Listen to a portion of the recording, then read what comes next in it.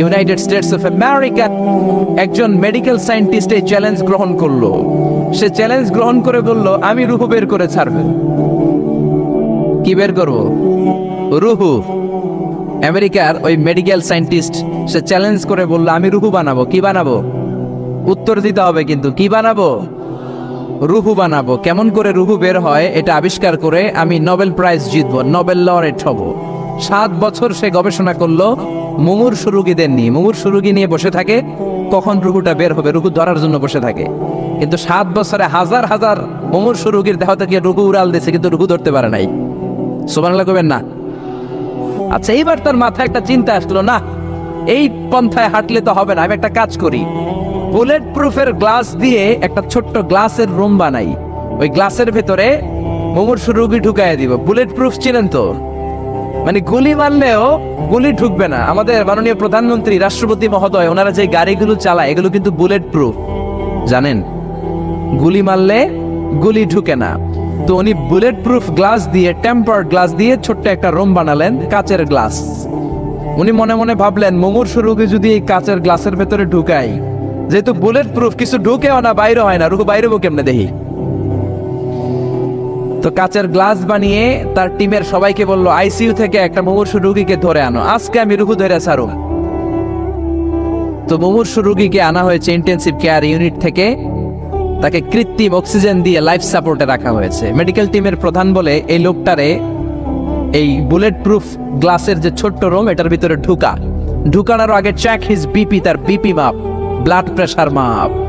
তো মেপে দেখে ঠিক আছে। ওজন মাপ, বলে ওজন মাপা হলো, ওজন হচ্ছে 80 কেজি, 80 কিলোগ্রাম। কত কেজি? 80। সবাই বলেন কত কেজি? 80 কেজি। এবার মেডিকেল টিমের প্রধান বলে, মুমূর্ষু রোগীটার ভিতরে ঢুকিয়ে দে। ঢুকানো হলো। এবার সে বলল, লাইফ সাপোর্ট খুলে ফেল। সবাই বলে, স্যার লাইফ সাপোর্ট খুলে ফেললে তো মরে যাবে। মেডিকেল টিমের প্রধানকে মারার জন্যই তো আনছি, এটার না মারলে আমি রুহু পাবো কেমনে? এটা রুহুটা তো বের করতে হবে দেহ থেকে। তো যেই কথা সেই কাজ, ঢুকানো হলো, লাইফ সাপোর্ট খুলে ফেলা হলো। লোকটা গ্লাস ফিটিং করা রুমের ভেতরে ছটফট ছটফট করতে করতে দুনিয়া থেকে বিদায় নাই। এবার মেডিকেল টিমের প্রধান রুহু খুঁজতেছে। দুনিয়া থেকে বিদায়, তার মানে তো রুহু বের হয়ে গেছে, কিন্তু রুহু আর খুঁজে পায় না। গ্লাসের এই দিকে তাকায়, ওই দিকে তাকায়, নিচে উপরে, ডানে বায়ে, সামনে পেছনে, কোথাও রুহু নাই। রুহু খুঁজে পাওয়া যায় না। সে ভাবলো, আমি গ্লাসের দরজাটা খুলে হাত দিয়ে এরকম বাইং মাছ যেমনি হাতায়, এরকম হাতাইলে হয়তো রুহু পাবো। তো কাচের গ্লাস খুলে হাত দিয়ে এরকম হাতানো শুরু করলো। হাতাতে হাতাতে পুরো গ্লাস ফিটিং করা রুমের ভিতরে সব খুঁজে ফেললো, কিন্তু রুহু খুঁজে পাওয়া যায় নাই। লোকটাকে বের করা হলো। উনি বললেন, চেক হিজ বিপি। বিপি মাপতো। সবাই বলে, স্যার এটা তো ময়রা ভূত হয়ে গেছে, এখন তো বিপি নাই। বিপি বুঝেন তো? Blood pressure. এই যে ধাক্কাটা, অলিন্দ নিলয়, সিস্টোলিক ডায়াস্টোলিক। জন্মের পর থেকেই আমাদের এই যে দম নেয়া আর দম ছেড়ে দেওয়ার খেলাটা আছে না নাই? কথা বলেন। এই যে ফুসফুস দম নেয়, দম ছেড়ে দেয়। শীতের রাতে আপনি কম্বল গায়ে দিয়ে ঘুমায় যান, আপনার দমও কি ঘুমায় যায়? আপনার দম ঘুমাইলে তো আপনি ঠুস। আয় রে মানুষ রঙিন ফানুস, দম ফুরাইলে তবু তো ভাই কারোরই নাই একটুখানি। আয় রে মানুষ রঙিন ফানুস, রঙিন ফানুস, আয় রে মানুষ। পড়েন আল্লাহু আকবার। এবার মেডিকেল টিমের প্রধান বলে, চেক হিজ বিপি। বিপি মাপ। সবাই বলে, বিপি নাই, কিন্তু ওজন আছে না নাই? মরার পরেও তো একটা লাশের ওজন থাকে কি থাকে না? এবার মেডিকেল টিমের প্রধান বলে, চেক হিজ ওয়েট। ওজন মাপ। এবার ওজন স্কেলে শোয়ানোর পরে দেখা গেল লোকটা মরার আগে ছিল 80, এখন হয়ে গেছে 78 কেজি। কয় কেজি? মরার আগে লোকটা ছিল কয় কেজি? মরার পরে ওজন দেওয়ার পরে ওজন হয়ে গেছে কয় কেজি? কমছে কয় কেজি? মেডিকেল টিমের প্রধান কয়, আমি পাইছি।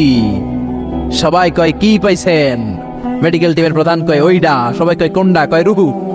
কেমনে পাইলেন? কয়, মরার আগে ছিল 80 কেজি, মরার পরে 78 কেজি, কমছে 2 কেজি। তার মানে যেটা উড়াল দিছে ওইটাই 2 কেজি।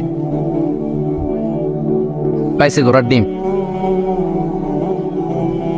কিন্তু বিজ্ঞানীদের নিয়ম হচ্ছে, আপনি একটা রেজাল্ট দিয়েই ফাইনাল জাজমেন্ট দিতে পারবেন না, আপনার আরো কিছু নমুনা সংগ্রহ করতে হবে।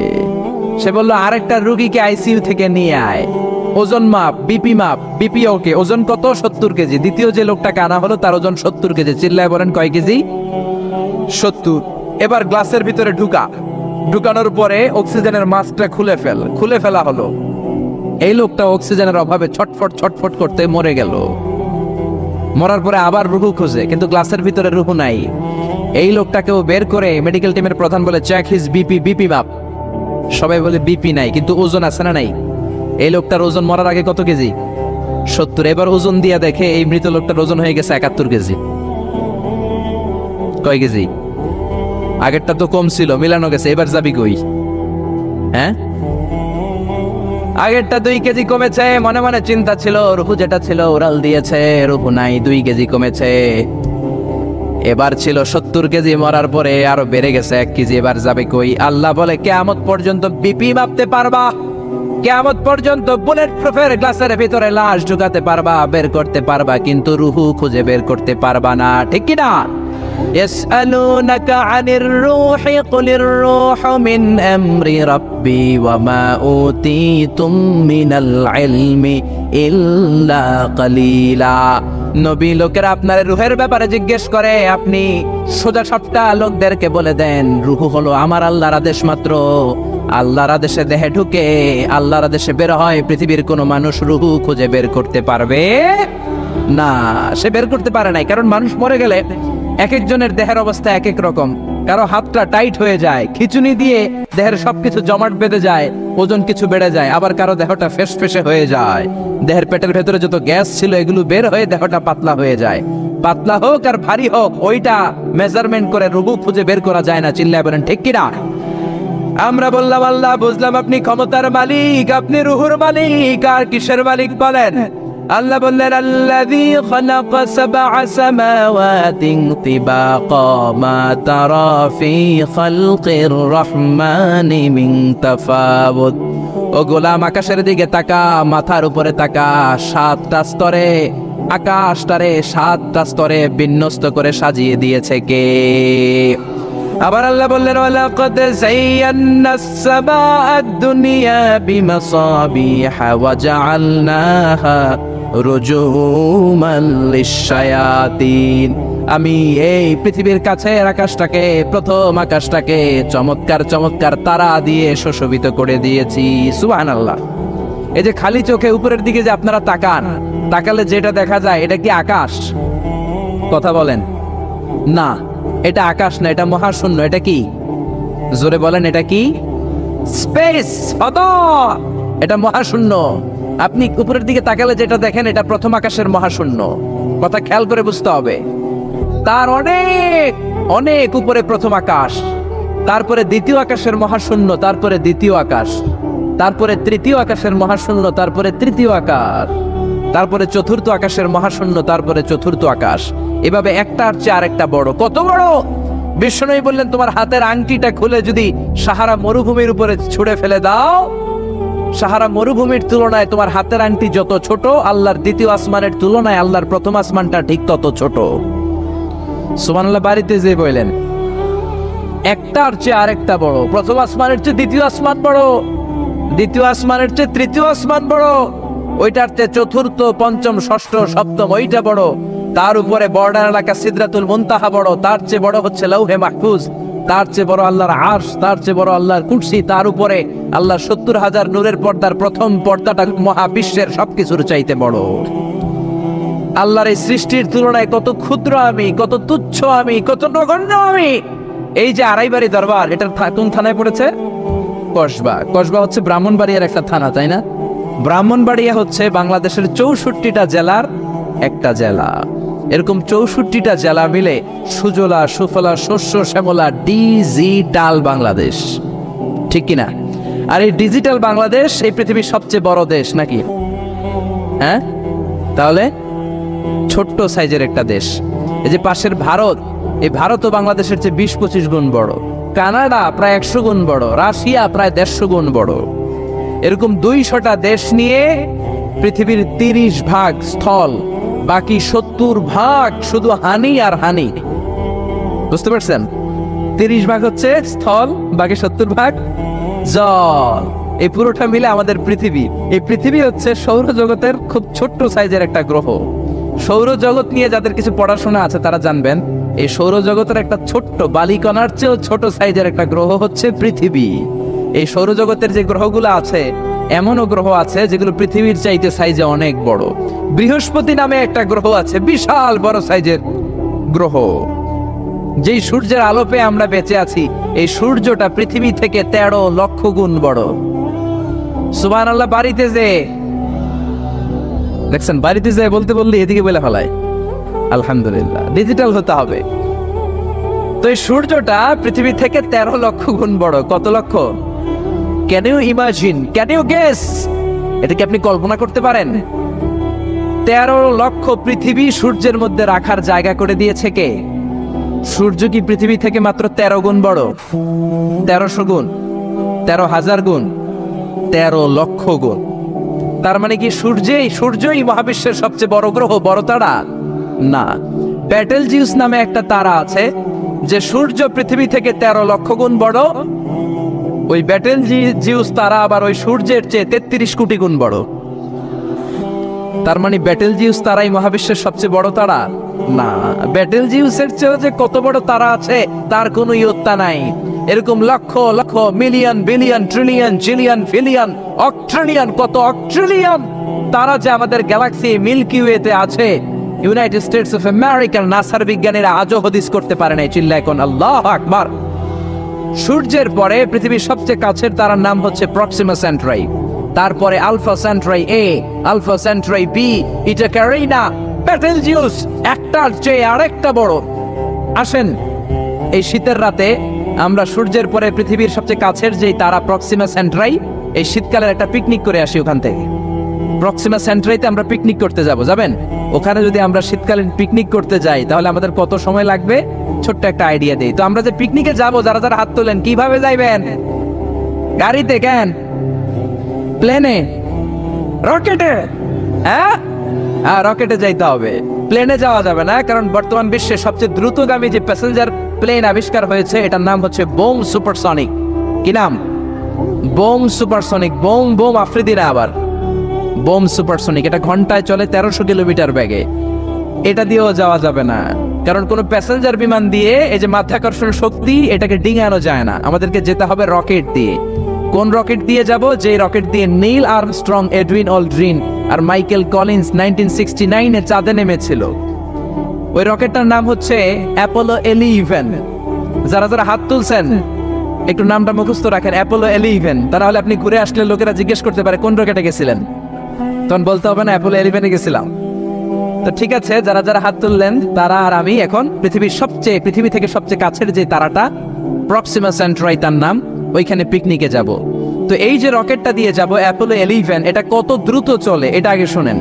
এই অ্যাপোলো 11 সেকেন্ডে চলে 11 কিলোমিটার বেগে, মিনিটে চলে 660 কিলোমিটার বেগে, আর ঘন্টায় চলে 39,000 কিলোমিটার বেগে। সুবহানাল্লাহ, মজা করে কইতে পারলেন না? 39,000 কিলোমিটার বেগে ঘন্টায় চলে। আচ্ছা, বাংলাদেশ থেকে আমেরিকা কত কিলো হবে? 8-10,000 কিলো। তার মানে এই রকেটটা দিয়ে বাংলাদেশ থেকে আমেরিকায় 1 ঘন্টায় 4 বার আসা যাওয়া করা যাবে। সুবহানাল্লাহ পড়েন। তো যারা যারা হাত তুলেছেন, আসেন আমরা এই রকেট দিয়ে পৃথিবীর সবচেয়ে কাছের তারা প্রক্সিমা সেন্ট্রাইতে শীতকালের পিকনিকে যাব। কিন্তু যাবেন যে কত সময় লাগবে এটাও তো জানার দরকার আছে না নাই? যেই রকেটটা অ্যাপোলো 11 ঘন্টায় চলে কত হাজার কিলোমিটার বেগে? 39,000 কিলোমিটার বেগে। 39,000 কিলোমিটার বেগে ছুটে এরকম একটা রকেট দিয়ে যদি পৃথিবীর সবচেয়ে কাছের তারায় আমরা পৌঁছতে চাই, আমাদের 1,15,000 বছর লেগে যাবে।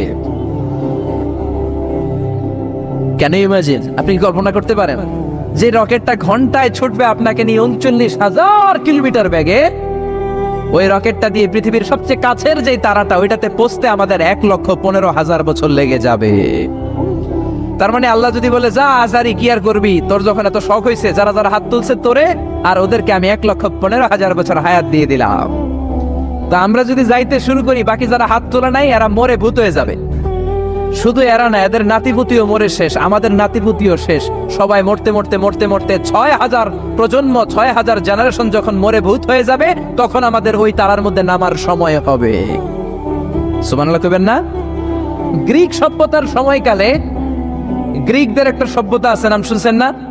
গ্রিক সভ্যতা, মিশরীয় সভ্যতা, মেসোপটেমিয়াম সভ্যতা, ইনকা সভ্যতা, মহেঞ্জোদারো সভ্যতা, চিচেন ইৎজা সভ্যতা। তো এই যে গ্রিক সভ্যতার সময়কালে কেউ যদি এই প্রক্সিমা সেন্ট্রাইতে এই রকেটটা দিয়ে যাওয়া শুরু করত, তাহলে 2018 সালে তাদের পুরো সফরের মাত্র 4% কমপ্লিট হতো। 96% ট্যুর তখনও বাকি থেকে যেত। চিল্লায় পড়েন আল্লাহু আকবার। ওই আল্লাহ ডেকে বললেন, গোলাম ওয়ালাকাদ যায়্যানাস সামাআদ দুনিয়া বিমাসাবিহা ওয়া জাআলনাহা রুজুমান লিশ-শায়াতিন। এরকম বিশাল বিশাল তারকারাজি দিয়ে, তারা দিয়ে প্রথম আকাশটাকে আমি আল্লাহ সুশোভিত করে দিয়েছি। পড়েন সুবহানাল্লাহ। তো এরকম তারা কি মহাশূন্যে শুধু একটা আছে? কত হাজার আছে কেউ জানে না। চিল্লায় বলেন ঠিক কিনা? সূরাতুল মুলক অনেক লম্বা, তো আমি হাইলাইটেড জায়গাগুলো নিয়ে আপনাদের সাথে কথা বলি। এরপরে রব্বুল আলামিন প্রথম রুকুর শেষের দিকে বললেন, ওয়া আসিররু কাওলাকুম আও ইজহারু বিহি ইন্নাহু আলিমুম বিযাতিস সুদূর। ও গোলাম, তোমরা আস্তে কোনো কথা বলো, প্রকাশ্যে বলো কিংবা গোপনে বলো, কেউ শোনে না, শোনে কে? চিল্লায় বলেন, কেউ যেটা দেখে না দেখে কে? কেউ যেটা শোনে না শোনে কে? দুনিয়ার সবার চোখ আপনি ফাঁকি দিতে পারবেন, আমার আল্লাহর চোখ ফাঁকি দেয়া যাবে নাকি? আচ্ছা বলেন তো, পুলিশের চোখ ফাঁকি দেয়া যায় কি যায় না? র্যাবের চোখ, বিমানবন্দরে কাস্টমস অফিসারের চোখ, দুর্নীতি দমন কমিশনের অফিসারের চোখ, পরীক্ষার হলে ম্যাজিস্ট্রেটের চোখ, কিন্তু আমার আল্লাহর চোখ ফাঁকি দেয়া যায়? আপনি রাত্রিবেলা দরজা বন্ধ করে, জানলা আটকে দিয়ে, বাতি বন্ধ করে পাপ করেছেন, অন্যায় করেছেন, কেউ দেখে নাই, দেখেছে কে? এরপরে আল্লাহ বললেন, আওয়ালাম ইয়ারাউ ইলাত তায়রি ফাওকাহুম সাফাতিন ওয়া ইয়াকবিদনা মা ইউমসিকুহুন্না ইল্লার রাহমান ইন্নাহু বিকুল্লি শাইইন বাসীর। আল্লাহ ডেকে বললেন, গোলাম ওরা কি পাখির দিকে তাকায় না? আওয়ালাম ইয়ারাউ ইলাত তায়র, ওরা কি পাখির দিকে নজর করে না? ফাওকাহুম সাফাতিন ওয়া ইয়াকবিদ, যেই পাখিগুলো ওদের মাথার উপর দিয়ে উড়ে বেড়ায়, যেই পাখিগুলো ওদের মাথার উপরে ডানাগুলো মেলে দেয়, আবার ডানাগুলো ছাপটে জমিনের মধ্যে নেমে আসে, ওরা কি পাখির দিকে তাকায় না? কেউ যদি পাখি নিয়ে গবেষণা করে সে নাস্তিক হতে পারে। আপনি যদি পাখি নিয়ে রিসার্চ করেন আপনি নাস্তিক হতে পারবেন না। এজন্য আল্লাহ তাআলা পবিত্র আল কোরআন আল কারীমের অনেক জায়গায় পাখির কথা বললেন, পাখি দিয়ে আল্লাহ দৃষ্টান্ত দিলেন। সুলাইমান আলাইহিস সালামকে আল্লাহ তাআলা একটা স্পেশাল পাখি দিলেন, ওটার নাম হচ্ছে হুদহুদ। 1000 মিটার উপর থেকেও তার এই পাখির চোখে মেগাপিক্সেল এত বেশি ছিল, জমিনের দিকে নজর করেই জমিনের কত ফুট নিচে মিষ্টি পানি আছে এই পানির সন্ধান সে সুলাইমান নবীকে দিয়ে দিত। সুবহানাল্লাহ পড়েন। কত কিসিমের, কত ধরনের, কত রং বেরঙের পাখি যে আল্লাহ পৃথিবীতে বানিয়েছেন তার কোনো ইয়ত্তা নেই। হামিং বার্ড নামে একটা পাখি আছে, নর্থ আমেরিকাতে পাওয়া যায়, পৃথিবীর সবচেয়ে ছোট্ট সাইজের পাখি। এটা যখন প্রাপ্ত বয়সে পৌঁছে এই পাখিটার সাইজ হয় মাত্র 3 ইঞ্চি। কয় ইঞ্চি? পৃথিবীর সব পাখি সামনের দিকে উড়ে, আর এই হামিং বার্ড সামনেও যেমনি উড়ে পিছনের দিকে উঠতে পারে। সুবহানাল্লাহ কইলেন না? এই পাখিটা প্রতি সেকেন্ডে তার পাখা ঝাপটায় 80 বার। কয়বার? আমি আপনি আমাদের হাতগুলো 1 সেকেন্ডে ঝাপটাতে পারবো কয়বার? 4 বার, সবচেয়ে বেশি হলে 5 বার। আর এই পাখিটা প্রতি সেকেন্ডে তার ডানা ঝাপটায় 80 বার। চিল্লায় এখন সুবহানাল্লাহ। আলপিন সুইফট নামে একটা পাখি আছে, সাউথ ইউরোপের আল্পস পর্বতমালার পাশে এই পাখিগুলো পাওয়া যায়। গোটা বিশ্বে এটাকে সুইফট বার্ড বলে, সুইফট বার্ড। এই সুইফট বার্ড একবার শূন্যে উড়াল দেওয়া শুরু করলে 8 মাস উড়ন্ত অবস্থায় থাকতে পারে। আবার কোনো প্রয়োজনে পৃথিবীতে নেমে আসে, আবার উড়াল দিলে আবার 8 মাস, আবার নেমে আসে, আবার উড়াল দিলে আবার 8 মাস। সুবহানাল্লাহ পড়েন। হোমা বার্ড নামে একটা পাখি আছে, যে পাখিটা উড়ন্ত অবস্থায় ডিম পেড়ে দেয়, আর ওই ডিম জমিনে পড়ার আগেই উড়ন্ত অবস্থায় শূন্যে থাকতে ওই ডিম ফুটে বাচ্চা বেরোয়, ওই বাচ্চাও আবার শূন্যে উঠতে শুরু করে দেয়। এজন্য রব্বুল আলামিন বলেন, আওয়ালাম ইয়ারাউ ইলাত তায়রি ফাওকাহুম সাফাতিন ওয়া ইয়াকবিদ মা ইউমসিকুহুন্না ইল্লার রাহমান ইন্নাহু বিকুল্লি শাইইন বাসীর। নাস্তিকগুলো কি পাখির দিকে নজর করে তাকায় না? কেমন করে তাদের উপর দিয়ে পাখাগুলো মেলে দিয়ে তারা উড়ে বেড়ায়। সাফাতিন ওয়া ইয়াকবিদনা, পাখাগুলো ডানাগুলো মেলে দেয় আবার ডানা ঝাপটায়। এই পাখিগুলোকে শূন্যে কেউ ধরে রাখে নাই, ধরে রেখেছে একজন, তিনি হলেন আমার আল্লাহ। তিনি কে? এই যে পাখিগুলো শূন্যে উড়ন্ত অবস্থায় থাকতে পারে, ওদেরকে শূন্যে উড়ন্ত অবস্থায় রাখলো কে? জোরে বলেন কে? ছোট্ট হাঁসের বাচ্চা পৃথিবীতে আসার সাথে সাথে কেমন করে পানিতে সাঁতার কাটে? কে এই হাঁসের বাচ্চারা শিখালো যে তোর ডানা ঝাপটাতে হবে, পা নাড়াতে হবে? শিখালো কে? গাভীর পেট থেকে বাছুর বের হয়েই গাভীর ওলানের মধ্যে ঢু মারে, কে ওরে শিখালো ওই জায়গায় ঢু দে, ওইখানে ঢু মারলেই তোর রিজিক বেরোবে? কে শিখালো? সুবহানাল্লাহ কইতে মন চায় না? এজন্য আল্লাহ বললেন ওরা কি পাখির দিকে তাকায় না? পাখির দিকে তাকালে তো পৃথিবীর কোন মানুষ নাস্তিক থাকতে পারে না। পাখিকে আরবিতে কি বলে বলেন তো দেখি? হ্যাঁ, কি? তয়ের। হ্যাঁ, তয়ের। আর বিমানকে আরবিতে কি বলে কে জানেন? তয়ের, তয়রান, তয়ের একই জিনিস। বিমান আরবিও যা, পাখি আরবিও তা। Birds and aeroplane maintain the same flying mechanism while flying.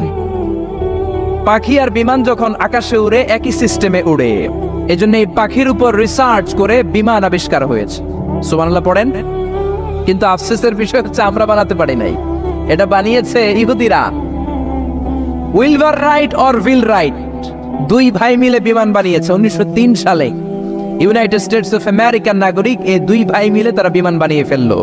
আমরা বানাতে পারি নাই। আমরা আছি মদ আর নারী নিয়ে, আমরা আছি হিন্দি সিনেমা নিয়ে, আমরা আছি মারামারি নিয়ে, আমরা আছি কাফের ফতুয়া দেয়া নিয়ে, আমরা আছি তর্কাতর্কি নিয়ে, জি বাংলা নিয়ে, স্টার জলসা নিয়ে, কিরণমালা নিয়ে। চিল্লায় বলেন ঠিক কিনা? স্টার জলসা হায়ারে জিহি বাংলা, নষ্ট করলো হয়ে আমার সোনার বাংলা। স্টার জলসা হায়ারে জিহি বাংলা, নষ্ট করলো হয়ে আমার সোনার বাংলা। ঠিক কিনা? কেমন করে পরকিয়া করতে হবে, শাশুড়ি বউয়ের মধ্যে কেমন করে কুটনামি লাগাতে হবে, এগুলো ট্রেনিং জি বাংলা, স্টার জলসা, হিন্দি সিনেমার ভেতরে আছে না নাই? আমরা এগুলো নিয়ে ব্যস্ত, কাফের ফতুয়া দিয়ে নিয়ে ব্যস্ত।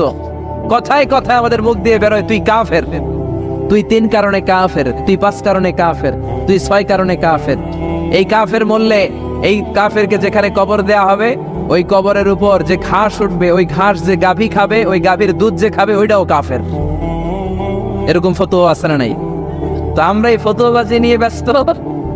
উইলবার রাইট আর অরভিল রাইট কোরআনের এই আয়াতের উপর রিসার্চ করে, গবেষণা করে এরা দুইজন বিমান বানিয়ে ফেললেন। এই দুই ভাই পাহাড়ের মধ্যে শুয়ে কত পাখি যে দেখেছে, কত পাখির ছবি যে এঁকেছে, কত পাখির মোশন এন্ড মুভমেন্ট নিয়ে তারা গবেষণা করেছে। করতে করতে করতে এই দুই ভাই বিমান বানিয়ে ফেলেছে। তবে এখনকার মতো এত উন্নত বিমান নয়, ছোট্টখাট্ট বিমান, একটু উড়ে আবার ধপাস করে জমিনে পড়ে, একটু উড়ে আবার ধপাস করে জমিনে পড়ে।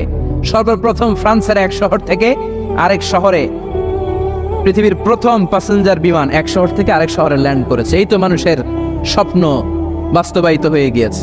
এতদিন মানুষ শুধু দেখতো হায় রে পাখি উড়ে, আমরা উঠতে পারি না। এখন পাখির চেয়েও আরো দ্রুত বেগে আমরা উড়ি, ঠিক কিনা? এই যে আপনারা হজে যান, কিভাবে যান? প্লেনে যান। প্লেনে যান তো বুঝলাম, উড়ে উড়ে যান না? পাখি আর কত দ্রুত উড়ে, পাখির চেয়েও দ্রুত বেগে আমরা উঠতে পারি। চিল্লায় বলেন ঠিক কিনা? এই বিমান আবিষ্কার হওয়ার আগ পর্যন্ত পৃথিবীর সব দেশের ছিল শুধু সেনাবাহিনী আর নৌবাহিনী। বিমান আবিষ্কারের পর শুরু হয়ে গেল বিমান বাহিনী। এখন সব স্বাধীন দেশের বিমান বাহিনী আছে না নাই? Air force, military. এখন মানুষ ড্রোন হামলা করে, মিসাইল হামলা করে, ব্যালিস্টিক ক্ষেপণাস্ত্র দিয়ে হামলা করে। United States of America Little Boy and Fat Man নামে দুইটা পারমাণবিক বোমা দিয়ে জাপানের হিরোশিমা নাগাসাকিকে ধ্বংস করে মেসাকার করে দিয়েছে। এমন ভাবে ধ্বংস করেছে, তারপরে কয়েক প্রজন্ম যারাই জন্ম নিত জাপানের হিরোশিমা নাগাসাকিতে, বিকলাঙ্গ হয়ে জন্মাতো। হয় হাত নাই, নয় পা নাই, নয় চোখ নাই, নয় ঠ্যাং নাই। চিল্লায় বলেন ঠিক কিনা? এজন্য আল্লাহ বললেন, গোলাম আওয়ালাম ইয়ারাউ ইলা আত-তায়রি ফাওকাহুম সাফাতিন ওয়া ইয়াকবিদ মা ইউমসিকুহুন্না ইল্লার রাহমান ইন্নাহু বিকুল্লি শাইইন বাসীর। এই পৃথিবীর স্বঘোষিত নাস্তিকগুলা কি পাখির দিকে নজর করে তাকায় না? পাখি নিয়ে কোন নাস্তিক যদি গবেষণা করে, ওই নাস্তিক আর নাস্তিক থাকতে পারে না। ওরে নাস্তিক থেকে আস্তিক বানায়া দিবে কে? এরপর আল্লাহ বললেন আম্মান হাযাল্লাযী ইয়ারযুকুকুম ইন আমসাকা রিজকাহু বাল্লাজ্জু ফী উতুওয়িন ওয়া নুফুর। আল্লাহ বললেন, ও গোলাম, আমি আল্লাহ রিজিক দেই। আমি আল্লাহ যদি তোদের রিজিক বন্ধ করে দেই, কে আছে তোদের রিজিক দিতে পারে? রিজিক দেওয়ার মালিক কে? পৃথিবীতে যত খাবার আছে সব খাবারগুলো যদি নষ্ট হয়ে যায়, আমাদেরকে খাবার দিবে কে? ঘুম থেকে উঠে দেখলেন কোথাও কোনো খাবার নাই, বাজারে ফলমূল নাই, বিস্কুট নাই, আলু নাই, সিঙ্গারা নাই, কিচ্ছু নাই, ক্ষেতের মধ্যে কোনো ফসল নাই, গাছের মধ্যে ফুল ফল কিচ্ছু নাই। এরকম যখন অবস্থা হয়ে যাবে, আল্লাহ যদি রিজিকগুলো দেয়া বন্ধ করে দেয়, আপনাদেরকে রিজিক দিবে কে? খাদ্য দিবে কে? নাকি আপনাদের খাদ্যমন্ত্রী? আপনাদের খাদ্যমন্ত্রীও রিজিক দিতে পারবে না, প্রধানমন্ত্রী? জোরে বলেন। এজন্য আল্লাহ বললেন, ওমা মিন দাব্বাতিন ফিল আরদি ইল্লা আলাল্লাহি রিজকুহা। এই জমিনের মধ্যে যত ধরনের প্রাণী আছে, মাছ আছে, পশু আছে, সব প্রাণীগুলাকে, মানুষগুলাকে রিজিক দেয় কে? তিমি মাছগুলো সকালবেলা সাগরের এই মাথা থেকে ওই মাথা যায় খালি পেটে, বিকেলবেলা পেট ভর্তি করে তিমি মাছটারে ফিরায় দেয় কে? বাবুই পাখি সকালবেলা বাসা থেকে খালি পেটে বের হয়ে যায়, বাবুই পাখির পেট ভর্তি করে বিকেল বেলায় বাসায় ফিরিয়ে দেয় কে? রিক্সাওয়ালা সকালবেলা আল্লাহর নাম নিয়ে খালি পকেটে রিক্সা নিয়ে বের হয়ে যায়, বিকেল বেলা রিক্সাওয়ালার পকেট ভর্তি করে রিক্সাওয়ালাকে বাড়িতে ফিরায় দেয় কে? এজন্য রিজিক দেওয়ার মালিক একজন, তিনি কে? চিল্লায় বলেন না, তিনি কে? আল্লাহ ছাড়া কেউ রিজিকের ব্যবস্থা করতে পারে না। সাইয়েদনা সুলাইমান আলাইহিস সালাম ছিলেন গোটা বিশ্বের বাদশা। চারজন বাদশা যারা গোটা বিশ্বকে শাসন করেছে, এই চারজনের দুইজন হচ্ছে মুমিন, দুইজন কাফের। কাফেরের একজন হচ্ছে নমরুদ, আরেকজন হচ্ছে বখতানাসর। এই বখতানাসরকে ইংরেজিতে বলে Nebuchadnezzar the second. He was the constructor of the hanging garden of Babylon. ব্যাবিলনের শূন্য উদ্যানের নির্মাতা। এই দুইজন কাফির শাসক গোটা বিশ্বের বাদশা ছিল। আর মুমিন ছিল দুইজন, একজন সাইয়েদনা সুলাইমান আলাইহিস সালাম, আরেকজন হচ্ছে যুলকারনাইন। কোন সুবহানাল্লাহ। তো সুলাইমান আলাইহিস সালাম আল্লাহর জালিল কদর পয়গম্বর, আল্লাহরে বললেন, আল্লাহ তুমি আমারে গোটা বিশ্বের বাদশা বানালা, আমি চাই একদিন আমি গোটা বিশ্বের সব মানুষ, প্রাণী আর মাছগুলোকে লাঞ্চ খাওয়াবো। লাঞ্চ কি খাওয়াবো? লাঞ্চ বুঝেন তো আপনারা? লাঞ্চ মানে কি? দুপুরের খাবার। আচ্ছা, তো সাইয়েদনা সুলাইমান আলাইহিস সালাম ইচ্ছা পোষণ করলেন, আল্লাহ এই বর্ণনাটা মিনাল ইসরাঈলিয়াত, ইসরায়েলি বর্ণনা, কিন্তু বর্ণনা করা যাবে, সমস্যা নাই। ওয়া হাদিসু আন বানি ইসরাঈলা ওয়ালা হারাজ, সমস্যা নাই, এটা আমাদের কোরআন বা হাদিসের কোনো আয়াতের সাথে কন্ট্রাডিক্ট করে না, এজন্য বর্ণনা করা যায়। তো সাইয়েদনা সুলাইমান বললেন, আল্লাহ গোটা বিশ্বের সব প্রাণীকুল, পশুকুল, পক্ষীকুল, মৎস্যকুল, মানবকুল, জিনকুল, সবাইকে আমি একবেলা কি খাওয়াবো? সবাই বলেন, কথা বলেন না। লাঞ্চ খাওয়াবো, দুপুরের খাবার। সবাই বলেন, কি খাওয়াবে? দুপুরের খাবার খাওয়াবো। আল্লাহ বললেন, no, it's not your duty man, it's not your job. Sulaiman, এটা তোমার কাজ না, এটা আমার কাজ, তুমি পারবা না। সাইয়েদনা সুলাইমান বললেন, আল্লাহ লেট মি ট্রাই, আমার একটু চেষ্টা করতে দেন না, আমার মনে বড় শখ, গোটা বিশ্বের বাদশা আমারে বানায় দিলেন, গোটা বিশ্বের প্রেসিডেন্ট করে আপনি আমাকে সিলেক্ট করলেন, আমি যদি একবেলা সবারে মেহমানদারি করাইতে পারতাম, আমার কলিজাটা ঠান্ডা হয়ে যেত। সুলাইমান আলাইহিস সালাম জোরাজোরি করতে শুরু করলেন, আল্লাহ রাজি হয় না, সুলাইমান নবীও ছাড়েন না। পরে সুলাইমান আলাইহিস সালামের জোরাজোরির কারণে আল্লাহ বললেন, ওকে ট্রাই করে দেখো পারো কিনা। সাইয়েদনা সুলাইমান আলাইহিস সালামের অনুসারী ছিল জিনেরা। জিনেরা ওনার কথা শুনতো, সব জিনদেরকে নিয়ে বসালো, জিনদের সাথে গোল টেবিল বৈঠক। জিনের বাদশারে বলল, জিনের বাদশাহ, আমি গোটা বিশ্বের সব মানুষগুলোকে একদিন দুপুরের খাবার খাওয়াবো। যাও সাগরের পাড়ে 40 কিলোমিটার জায়গার মধ্যে খাবারের আয়োজন করো। জিনের বাদশা বিশাল বিশাল ডেক পাতিল নিয়ে সমস্ত জিনদেরকে নিয়ে রান্না বান্নার কাজ শুরু করলো। আফ্রিকার জঙ্গল থেকে আস্ত আস্ত গরুগুলোকে এনে ফ্রাই করতে আরম্ভ করলো, হরিণগুলোকে রোস্ট করতে আরম্ভ করলো, সাগরের তিমি মাছগুলোকে ভুনা করতে শুরু করলো, আকাশের বড় বড় পাখিগুলোকে রোস্ট করতে শুরু করলো। 40 কিলোমিটার ব্যাপী জায়গা নিয়ে খাবার তৈরি করা হচ্ছে, কারণ সাইয়েদনা সুলাইমান আলাইহিস সালাম গোটা বিশ্বের মানুষকে, গোটা বিশ্বের প্রাণীগুলোকে একদিন দুপুরের খাবার খাওয়াবে। তো 40 কিলোমিটার জায়গার মধ্যে খাবারের আয়োজন করা হলো।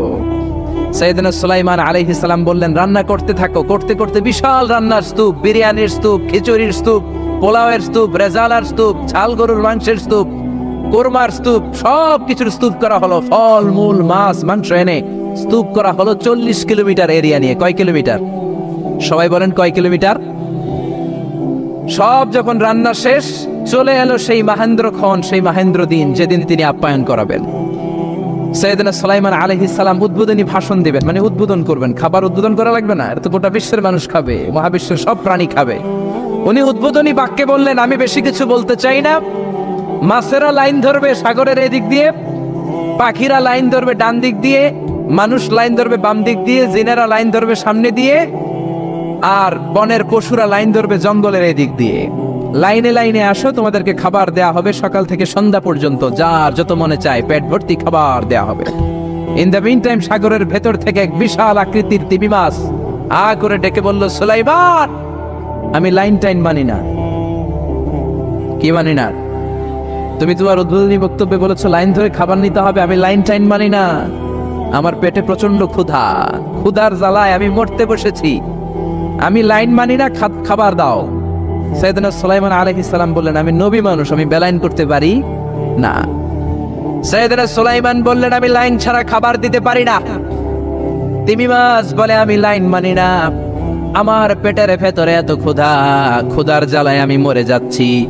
তোমার এই মেহমান খানায় এসে খাবারের অভাবে আমি যদি তিমি মাছ মারা যাই, কিয়ামতের দিন আল্লাহ তোমারে ছাড়বে না রে সুলাইমান।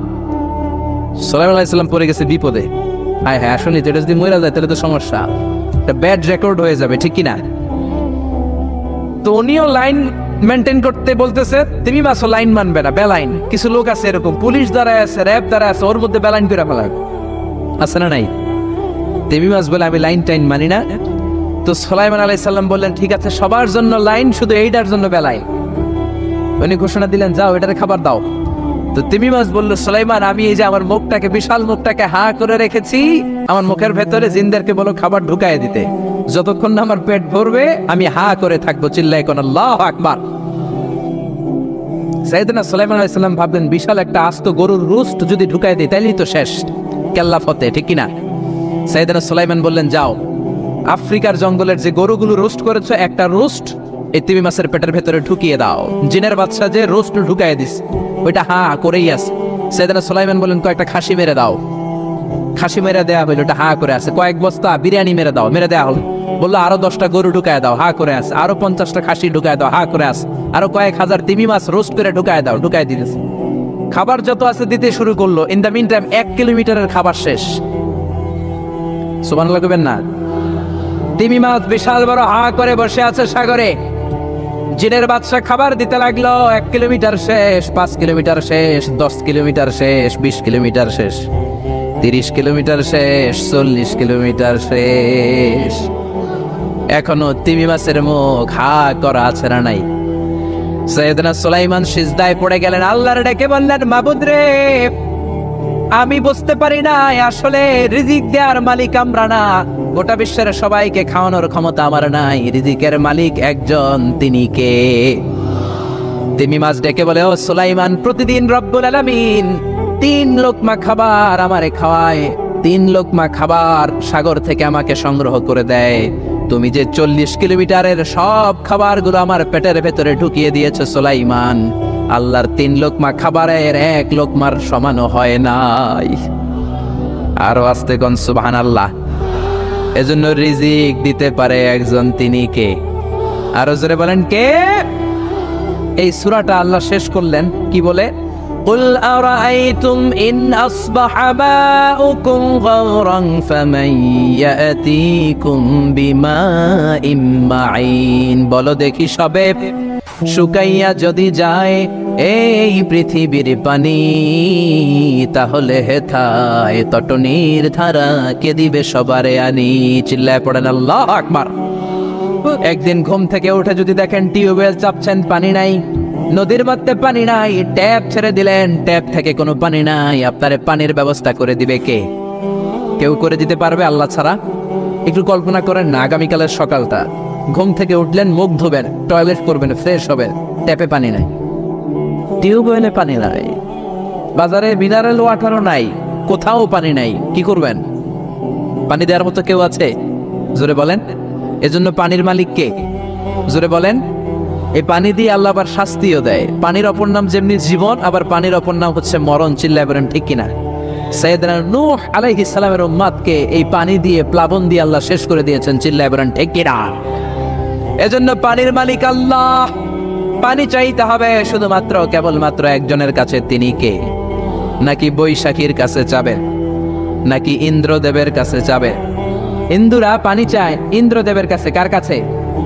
আর আমরা চাই বৈশাখীর কাছে। বৈশাখী মেঘের কাছে জল চেয়ে তুমি কাঁদেবে, আমি চাই না তুমি কাঁদেবে, আমি চাই না। এরকম আছে না নাই? বৈশাখী তোমার পানি দিতে পারে না, ইন্দ্রদেব পানি দিতে পারে না, কোন সরকার বাহাদুর পানি দিতে পারে না। পানি দিতে পারে একজন, তিনি কে? আল্লাহ মেঘ দে পানি দে ছায়া দে রে তুই, আল্লাহ মেঘ দে। পড়েন পড়েন, আল্লাহ মেঘ দে পানি দে ছায়া দে রে তুই, আল্লাহ মেঘ দে। পানি দেওয়ার মালিক হচ্ছে একজন, তিনি কে? কেউ যেটা পারে না পারে কে? কেউ যেটা দেয় না দেয় কে? এই পানি থেকে আল্লাহ মহাবিশ্বের সব সৃষ্টি করলেন। ওয়াজআলনা মিনাল মাই কুল্লা শাইইন হাই আফালা ইউমিনুন। আমি পানি থেকে তোমাদের সবাইকে বানালাম, তারপরেও কি ওরা ঈমান আনবে না? ১৫০০ বছর আগে আল্লাহ কোরআনে বললেন, আমি পৃথিবীর সব প্রাণগুলোকে বানিয়েছি পানি থেকে। কোত্থেকে? জোরে বলেন। বিজ্ঞানীরা এখন স্বীকার করছে যে পৃথিবীর সর্বপ্রথম প্রাণ পানি থেকে এসেছে। চাঁদে পানি নাই, তাই প্রাণও নাই। মঙ্গলে পানি নাই, তাই প্রাণও নাই। জুপিটারে পানি নাই, তাই প্রাণও নাই। কোন গ্রহে একটা ফোঁটাও পানি নাই, তাই প্রাণও নাই। পৃথিবীতে পানি আছে, তাই পৃথিবীর মধ্যে প্রাণ দিয়ে পৃথিবীটাকে চমৎকার করে তৈরি করে দিয়েছে কে? বিজ্ঞানীরা বলে পৃথিবীর সর্বপ্রথম যে প্রাণকণা আবিষ্কার হয়েছে এটার নাম হচ্ছে অ্যামিবা। কি নাম? তারা বলে এটা পানি থেকে এসেছে। It's a very small unicellular organism in the world. পৃথিবীর সবচেয়ে ছোট এককোষী জীবকণা হচ্ছে অ্যামিবা। তারা বলে এই অ্যামিবা পানি থেকে এসেছে। তারপরে এসেছে জুপ্লাঙ্কটন, ফাইটোপ্লাঙ্কটন, ব্যাকটেরিয়া প্লাঙ্কটন, হোলোপ্লাঙ্কটন। এইভাবে যত প্রাণের যত স্পিসিজ আছে, প্রজাতিগুলো ডেভেলপ করেছে, সবগুলোকে পানি থেকে তৈরি করলো কে? আবার আল্লাহ ডেকে বললেন, গোলাম পানিকে আমি দুই কিসিমের করলাম। কোথাও আমি দিয়ে দিলাম লোনা পানি, আবার কোথাও বইয়ে দিলাম মিঠা পানি। আছে না নাই? সাগরের মধ্যেও দুই ধরনের পানি, কালো পানি, নীল পানি একই সাগরের মধ্যে বয়ে যায়, কিন্তু মাঝখানে অদৃশ্য ব্যারিকেড দিয়েছে কে? মারাজাল বাহরাইনি ইয়ালতাকিয়ানি বাইনাহুমা বারযাখুন লা ইয়াবগিয়ান ফাবিআইয়ি আলাই রাব্বিকুমা তুকাযযিবান। একই সাগরের মধ্যে লোনা পানি, মিঠা পানি একটা আরেকটার সাথে মিশে না। এক জায়গায় নীল কালারের পানি, আরেক জায়গায় একটু কালচে রঙের পানি একসাথে আছে, কিন্তু একটার সাথে আরেকটা মিশে না। দেখেছেন? কেউ দেখেন নাই? বাংলাদেশে আছে, কিন্তু গোয়ালন্দের ফেরিঘাটে ওদিকে আছে। আমি মিশরে দেখেছি নীল নদের পানির সাথে ভূমধ্য সাগর, মেডিটেরেনিয়ান সি, এই পানির কোনো মিল হয় না। একদিকে নীল নদের পানি, আরেকদিকে ওই সাগরের পানি, দুইটা একসাথে বয়ে যায়, কিন্তু একটার কালারের সাথে আরেকটার কালার মিক্স হয় না। চিল্লায় বলেন আল্লাহু আকবার। আবার আল্লাহ ডেকে বললেন, গোলাম মিঠা পানির নদী দিয়ে বিশ্বটারে আমি সিক্ত করেছি। বাংলাদেশের জেলায় জেলায়, থানায় থানায়, আনাচে কানাচে মিঠা পানির নদী আছে না নাই? কথা কম। এই নদীগুলো মিঠা পানির নদী না হয়ে যদি লোনা পানির নদী হতো, আমাদের গাছপালাগুলো বাঁচত নাকি? এই সুন্দর ফুল সুন্দর ফল মিঠা নদীর পানি, আল্লাহ তোমার মেহেরবানি। তুমি কতই দিলে রতন, ভাই বেরাদর পুত্র স্বজন, খোদা পেলে অন্য যোগাও, মানি চাই না মানি, আল্লাহ তোমার মেহেরবানি। বড় আল্লাহু আকবার আকবার। এজন্য পানি দিতে পারে একজন, তিনি কে? আবার আল্লাহ ডেকে বললেন, আন্না সাবাবনাল মাআ সাবমা সুম্মা শাফাকনাল আরদা শাফকা। যেখানে যতটুকু পানি দেয়া দরকার ততটুকু দিলাম। নারিকেল গাছের উপরে কাটলে কোনো পানি পড়ে না, কিন্তু খেজুর গাছের মাথায় যদি কেটে দেন শীতকালে মিষ্টি পানি আসে না নাই? একরকম না দেখতে? নারিকেল গাছ, খেজুর গাছ, রাস্তার এই পাশে নারিকেল গাছ, রাস্তার এই পারে খেজুর গাছ। খেজুর গাছ ছিলেন তো? খেজুরের রস খান না আপনারা? নারিকেল গাছের মাথায় কেটে দিলে কোনো রস নাই, শুকনা। আর খেজুর গাছের মাথায় যদি আপনি কেটে দিয়ে একটা ঘটি দিয়ে দেন, সকালে মিষ্টি রসের ব্যবস্থা করে দেয় কে? আবার আখের ভিতরে মিষ্টি রস দিলেন আখ। আখ বলেন নাকি গ্যান্ডারি বলেন? কুইশা, হ্যাঁ কুইশাল আখ, গ্যান্ডারি যেটাই বলেন। এই গ্যান্ডারি দেখতে যেমন, বাঁশের চিকন কচি কঞ্চিগুলো একরকম, ঠিক কিনা? এই গ্যান্ডারি, এই ইক্ষু মিলে ঈশ্বর দিতে আছে বাংলাদেশ। ঈশ্বর দিতে আমরা যাই মাহফিলের জন্য, ওখানে সুগার মিলে ঢুকালে এখান থেকে গ্যান্ডারিগুলোকে, ইক্ষুগুলোকে প্রসেস করে ওই দিক দিয়ে মিষ্টি পানি বের হয়। গরম হিট দিলে এটা শুকনো খসখসে সুগার হয়ে যায়। সুবহানাল্লাহ কইবেন না? একই রকম দেখতে বাঁশের কঞ্চি, গ্যান্ডারি দেখতে যেমন, ইক্ষু দেখতে যেমন, বাঁশের কঞ্চিও দেখতে তেমন। গ্যান্ডারিগুলো, ইক্ষুগুলো সুগার মিলে দিলে রস বের হয়। বাংলাদেশের সব বাঁশগুলো কেটে কেটে সুগার মিলে দিলে এক ফোঁটা রস বেরোবে নাকি? জোরে বলেন, বেরোবে? এজন্য আল্লাহ বললেন, আন্না সবাবনাল মাআ সাব্বা, যেখানে যতটুকু পানির দরকার ততটুকু দিলাম। ক্ষীরার ভেতরে যতটুকু পানি, কমলার ভেতরে ততটুকু নাই। তরমুজের ভেতরে যতটুকু পানি, আপেলের ভেতরে ততটুকু নাই। নারিকেলের ভেতরে যতটুকু পানি, ডাবের ভেতরে ততটুকু নাই। সুবহানাল্লাহ, চিল্লায় পড়েন সুবহানাল্লাহ। আবার পৃথিবীর সব পানিগুলো যদি টকবকে ফুটন্ত গরম হয়ে যেত, খেতাম কি? পান করার কোনো সুযোগ থাকতো না। জোরে কোন ঠিক কিনা? যদি দেখতেন যে পৃথিবীর সব জায়গার পানি ফুটন্ত গরম, এটা ঠান্ডা হয় না, আমরা খেতে পারতাম? কথা কন না? আপনারা যে পান করেন গরম পানি না ঠান্ডা পানি?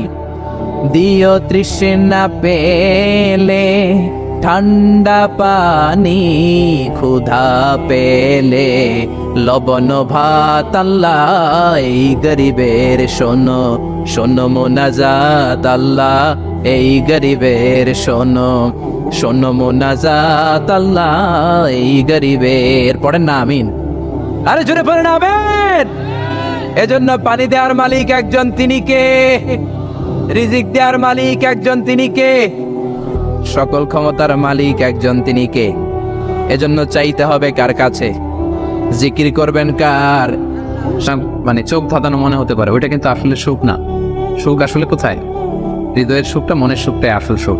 আপনি দেখবেন যে অনেক অনেক সম্পদশালী, অনেক টাকার মালিক, অনেক নেম ফেম, কিন্তু ফ্যামিলিতে সুখ নেই, ঘরের ভেতরে তার অশান্তি। এরকম আছে না অনেক? আসলে কি সে সুখী? টাকা পয়সার তো শেষ নাই। বিলিয়নিয়ার, মাল্টি বিলিয়নিয়ার, বিশাল বিজনেস ম্যাগনেট, কিন্তু ঘরে স্ত্রীর সাথে ভালো সম্পর্ক নাই, ছেলে মেয়ে কথা শোনে না, তো অহরহ এখনকার শোনে। আসলে কি সে হ্যাপি? কি বলেন? চিত্তে শান্তি নাই, মনে সুখ নাই। মনের সুখ আসল সুখ। অনেক টাকার মালিক, ঘরে 8-10টা কাজের লোক, কয়েকটা বাবুর্চি, কিন্তু কে হজম করতে পারে না। আছে এরকম প্রবলেম অনেকের? বলেন তো, যা ডাইজেস্টের সমস্যা, ডাইজেস্ট হয় না, তার কত কষ্ট। আমাদের কখনো যখন এরকম হয় যে ডাইজেস্ট হচ্ছে না, একটু কি বলে ফুড পয়জনিং বা বদহজম এরকম কিছু হলে কি অশান্তি লাগে। আর সারা জীবনটাই এটা, তার জীবনটা কেমন যাচ্ছে বলেন? আপনার যে মনে শান্তি আছে, এই যে 2 টাকা দিয়ে নাসি আয়াম খেয়ে ফেলতে পারতেছেন, যেখানে মনে চাই বসে ফেলতে পারতেছেন, শুইতে পারতেছেন, থাকতে পারতেছেন, কত সিম্পল লাইফ, কত সুখ। এরপরেও আমরা যদি সুখ খুঁজে না পাই, আপনি একটু ওদের দিকে তাকান, কিছুই হজম হয় না। তাদের কি অবস্থা? ঘরে শান্তি নাই, ফ্যামিলিতে শান্তি নাই। তো এই জন্য সম্মানিত ভাইয়েরা, পিস অফ মাইন্ড, এটা হচ্ছে the true happiness, the real happiness. আপনার মনটা যদি প্রশান্ত থাকে, আপনি যদি মনোদৈনিক প্রশান্তির মধ্যে থাকেন, you are the happiest person in the world. আপনি সুখী, মহাসুখী, আপনি মহাসুখী। ইউআই থেকে বের হলে বুঝবেন দুনিয়াটা কেমন। এখানে আমরাও তো ছাত্র জীবন কাটিয়েছি একটা সময়, সুবহানাল্লাহ। পারিবারিক জীবনে যাবেন, ক্যারিয়ার লাইফে যাবেন, বিজনেসে যাবেন, ব্যবসা যাবেন, দিনকে দিন জটিলতার মধ্যে আপনি আসবেন। এখন যে কত হ্যাপি লাইফ লিড করতেছেন আপনি কল্পনা করতে পারবেন। এই জন্য শুকর গুজার হতে হবে। তো তাই বলে কি এখন টাকা পয়সা সম্পদ এগুলোর দরকার নাই? বাড়ি ঘর বাবুর্চি দরকার নাই, যেগুলো বলতেছিলাম, না দরকার আছে। আমি বুঝাতে চাচ্ছি যে ওগুলোই আসল সুখের সন্ধান দেয় না। আসল সুখ কিসের সুখ? মনের সুখ। সবাই বলেন আসল সুখ মনের সুখ। পার্থিব জীবনের এই ব্যাপারগুলো যে লাগে, এটাও ইসলাম বলে। যেমন রাসূল সাল্লাল্লাহু আলাইহি ওয়াসাল্লাম একটা চমৎকার হাদিস, সহিহ হাদিস, এটা আমি একটু করে শেয়ার করি। রাসূল সাল্লাল্লাহু আলাইহি ওয়াসাল্লাম বলেছেন যে আরবাউম মিনাস সাআদা, 4টা হচ্ছে মানে সুখী হওয়ার মাধ্যম বা সৌভাগ্যশীল হওয়ার মাধ্যম। যার 4টা আছে সে সাঈদ, আর যার 4টা নাই সে শাকী। সাঈদ মানে কি? সুখী বা সৌভাগ্যশীল, আর শাকী মানে দুঃখী বা দুর্ভাগা। তো সুখী কারা বা সৌভাগ্যশীল কারা? রাসূল সাল্লাল্লাহু আলাইহি ওয়াসাল্লাম পার্থিব জিনিস যে লাগে এটা যে ইসলাম ডিনাই করে না তার প্রমাণ রাসূল সাল্লাল্লাহু আলাইহি ওয়াসাল্লাম বলছেন যে আরবাউন মিনাস সাআদা, 4টা জিনিস মানুষের সুখ নিশ্চিত করে, সুখ এনে দেয় পার্থিব জগতে, দুনিয়াবি হাইসিয়াতে আর কি। 1 নম্বর হচ্ছে আল মারআতুস সালিহা, নেককার স্ত্রী। এটা কিন্তু আপনার জীবনকে সুখময় করার একটা বড় মাধ্যম। 2 নম্বর হচ্ছে আল মাসকানুল ওয়াসিআ, প্রশস্ত বাসভবন। কি বলেন? খুব যদি চিপা চাপা হয় এটা তো ওখানে চলাফেরা করে মজা হবে না স্বাভাবিক, কিন্তু যদি একটা চমৎকার বাসভবন হয় অনেক স্পেশাস, এটা আসলেই সুখ স্বাচ্ছন্দ্যের একটা ব্যাপার, মানে দুনিয়াবি দিক থেকে। 3 নম্বর হচ্ছে ওয়াল জারুস সালিহ, ভালো প্রতিবেশী, গুড নেইবার। কি বলেন? আরবিতে কি বলে? উতলুবুল জার ক্বাবলা দার, বাড়ি কেনার আগে আগে প্রতিবেশী দেখে নাও, আরবি ভাষা একটা প্রবাদ। আর 4 নম্বর হচ্ছে ওয়াল মারকাবুল হানি, মানে হচ্ছে লিটারালি হচ্ছে সুইট রাইডিং, ভালো একটা আরোহণ। এটা বর্তমানে গাড়ি হতে পারে, একটা সুন্দর চমৎকার গাড়ি, ভালো ব্র্যান্ডের গাড়ি, মার্সিডিজ না হতে পারে। তারপর রাসূল সাল্লাল্লাহু আলাইহি ওয়াসাল্লাম টেস্টিফাই করছে আপনার এটা নেগেটিভলি নেওয়ার সুযোগ নাই। হ্যাঁ, এটা দুনিয়াবি দিক থেকে তো অবশ্যই একটা সুখের মাধ্যম, মার্সিডিজ ব্র্যান্ড হতে পারে। অথবা রাসূল সাল্লাল্লাহু আলাইহি ওয়াসাল্লামের সময় ছিল যে কোনো আরোহণ, ভালো ঘোড়া, তেজস্বী ঘোড়া, উট, হ্যাঁ এগুলো। তাহলে এই 4টা হচ্ছে আরবাউন মিনাস সাআদা, এই 4টা জিনিস পার্থিব জগতের সুখ এনে দেয়, মানুষের সৌভাগ্যশীল বানায়। তার মানে ইসলাম এটা নিষেধ করে নাই। কিন্তু দ্য পয়েন্ট ইজ হেয়ার, রাসূল সাল্লাল্লাহু আলাইহি ওয়াসাল্লামের জীবনে কয়টা ছিল বলেন? এই 4টার মধ্যে থেকে রাসূল সাল্লাল্লাহু আলাইহি ওয়াসাল্লামের জীবনে আসলে কয়টা ছিল? শুধু 1 নম্বরটাই ছিল। যদি আপনি মানে একেবারে সঠিকভাবে চিন্তা করে দেখেন, এই 4টা জিনিস থাকলে যে জীবনটা খুব স্মুথ হয়, রাসূল সাল্লাল্লাহু আলাইহি ওয়াসাল্লাম বলছেন কথা ঠিক, কিন্তু ওনার কয়টা ছিল? একটাই ভালো মতো ছিল, সেটা কি? নেককার স্ত্রী, মারআতুস সালিহা, এটা ছিল। 2 নম্বরে আসে আল মাসকানুল ওয়াসি', তো মোটেও ছিল না। রাসূল সাল্লাল্লাহু আলাইহি ওয়াসাল্লামের ঘরের সাইজ জানেন তো না? এখন মক্কা মদিনায় গেলে বিভিন্ন মাআরিদ হয়, ওখানে দেখা যায় যে কত মিটার বাই কত মিটার, খুবই ছোট একটা রুম। আমাদের আয়েশা রাদিয়াল্লাহু তাআলা আনহার ঘরের সাইজটাই যদি বলি খুবই ছোট। এই অল্প কিছু জিনিস রাখতে পারে, একটা জাজিম রাখতে পারে, কয়েকটা জিনিস ঝুলায় রাখতে পারে, আর 2জন থাকতে পারে কোনো রকম। এটা ছিল ওনার বাসভবন। এটা কি আল মাসকানুল ওয়াসি' হইছে? আয়াত পান নাই উনি এটা। এরপরেরটা আসেন ওয়াল জারুস সালিহ, ভালো প্রতিবেশী পাইছেন, কাছাকাছি ধরলে পাইছেন, পাশে ফাতেমার ঘর, দিকে স্ত্রীদের ঘর। কিন্তু আপনি যদি বিগার সেন্সে চিন্তা করেন, কারা থাকতো আশেপাশে? এদিকে তো আবু লাহাব তো মক্কার কথা, লিখছে মদিনার কথাই যদি আমরা বলি, আপনার কারা থাকতো? মুনাফিকদের একটা দল তো থাকতোই। আর 3 দিকে জিউস, ইহুদিরা, বনু কাইনুকা, বনু নাদির, বনু কুরাইযা। এরা কি করছে রাসূল সাল্লাল্লাহু আলাইহি ওয়াসাল্লামের সাথে? মানে ট্রেসারির যত ধরন হইতে পারে, বিট্রে করার যত ওয়ে হতে পারে, সবগুলো করেছে। একটা রাত শান্তিতে ঘুমাইতে পারে না এদের কারণে। এটা কবে পর্যন্ত? 5ম হিজরির আগ পর্যন্ত ঘুমাতে পারে নাই। বনু এই কুরাইজাকে যখন করলেন, এক্সাইল করলেন, তারপর থেকে অনেকটা এই জিউসদের ঝামেলা থেকে উনি মুক্ত হয়েছেন। তাহলে চিন্তা করেন, এটাও ছিল না। এরপর 4 নম্বরে যদি আসেন আল মারকাবুল হানি, ভালো যানবাহন বা ঘোড়া, এগুলো ছিল এভারেজ ধরতে পারেন, যেগুলো ছিল কসওয়া, আদবা, যা ছিল এগুলো এভারেজ টাইপের। তার মানে রাসূল সাল্লাল্লাহু আলাইহি ওয়াসাল্লামের কিন্তু এগুলো ছিল না। এটা প্রমাণ করে যে এগুলো হইলে জীবন স্মুথ হয়, সুন্দর হয়, বাট এগুলোই সুখ শান্তি দেওয়ার আসল টুলস না। আসল সুখ বলেন না একটু সবাই, আসল সুখ মনের সুখ, এটা খেয়াল রাখতে হবে। এটা আমি কোথা থেকে নিয়েছি? এটা হাদিস থেকে নিয়েছি। এই যে রাসূল সাল্লাল্লাহু আলাইহি ওয়াসাল্লাম বলছে যে লাইসাল গিনা আন কাসরাতিল আরাদ, অনেক সম্পদ থাকলে এটাই অন্তরের মজা, শান্তি, প্রাচুর্যতা না। ওয়ালাকিন্নাল গিনা গিনান নাফস, মূল সুখ হচ্ছে অন্তরের সুখ, মূল ধনাঢ্যতা হচ্ছে অন্তরের ধনাঢ্যতা। আপনার অন্তর হ্যাপি তো সব হ্যাপি। আপনি না খেয়ে, সামান্য খেয়ে, আপনি ছোট্ট ঘরের ভিতরে আপনি সুখ আর সুখ, এরকম ফ্যামিলি আছে না? আপনারা কি মনে করেন যে রিক্সাওয়ালার যে বস্তির ভেতরে পুরে ঘরে কোনো সুখ নাই? কথা বলেন, আছে না? আছে। এদেরকেও আল্লাহ সুখের সন্ধান দিয়েছেন। নট নেসেসারি যে আপনার টাকা পয়সা এগুলো হইলেই সুখ হবে না। আরেকটা হাদিস আমি ইবনে মাজাহ থেকে একটু শোনাই, খুব চমৎকার হাদিস। হাদিসটা সুনান ইবনে মাজাহ এসেছে, মান কানাতিদ দুনিয়া হাম্মাহু ফারাফাল্লাহু আলাইহি আমরাহু ওয়া জাআলা ফাকরাহু বাইনা আইনাই। লম্বা হাদিস, আমি অর্থটা বলি। হাদিসটা একটু খেয়াল করেন আমার সাথে। রাসূল ইসলাম বলেছেন, পার্থিব চিন্তা যাকে মোহগ্রস্ত করবে, মানে যে দুনিয়া নিয়ে পেরেশান, তার কি হবে দেখেন? তার কাজকর্মে আল্লাহ তাআলা অস্থিরতা ঢেলে দিবেন, সে অস্থির হবে। দারিদ্রতা হবে তার নিত্য সঙ্গী, এবং এই পার্থিব স্বার্থ সে ততটুকুই পাবে যতটুকু তার তাকদীরে লেখা আছে, এর বেশি পাবে? অস্থির যদি হন, আপনি পেরেশান হন, যত পেরেশান হন, আপনার তাকদিরে যা লেখা তার চেয়ে 1 ইঞ্চিও বেশি পাওয়া যাবে নাকি? যাবে না। আর যার উদ্দেশ্য হবে আখিরাত, আল্লাহ তার সবকিছু স্মুথ করে দিবেন। তার অন্তরকে আল্লাহ তাআলা ঐশ্বর্যমণ্ডিত করে দিবেন। এই যেটা বলতেছিলাম যে ফাইনাল গিনা গিনান নাফস, অন্তরের সুখ, হৃদয়ের সুখী আসল সুখ, অন্তরের সুখী আসল সুখ। এবং দুনিয়া স্বয়ং তার সামনে এসে হাজির হবে। যার চিন্তা হচ্ছে আখিরাত নিয়ে, দুনিয়া আপনাতে এসে ধরা দিবে। এই জন্য হৃদয়ের সুখটা, এটা যে আসল সুখ, এটা যেন আমরা ফিল করি, এটা এনশিওর করার ট্রাই করতে হবে। আপনি এইটা না করে অন্যদিকে যদি বেশি ছুটেন, আপনার অস্থিরতা কমবে না, এটা আপনাকে দুঃখী বানাবে, অসুখী বানাবে, অস্থির বানাবে।